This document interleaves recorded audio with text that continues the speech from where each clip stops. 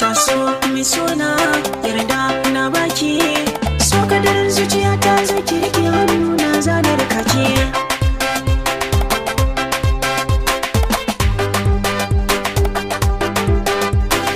So kadar zuciya ta da shi ne riko, na ki saki tun da shi ne idan duniya.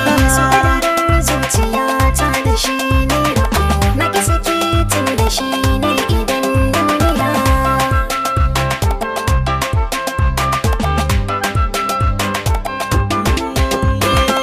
Abinda zuciya ka so ka fata ke bibiya, daga alama tsakani.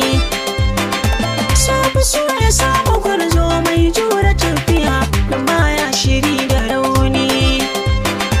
Kugan karfi zuciya mai jure gwagwarmaya, mai ra'ayi na ɓadda bani. Mai so hara kullum ina tambaya, amma na rasa ta amsa daga cikin duniya.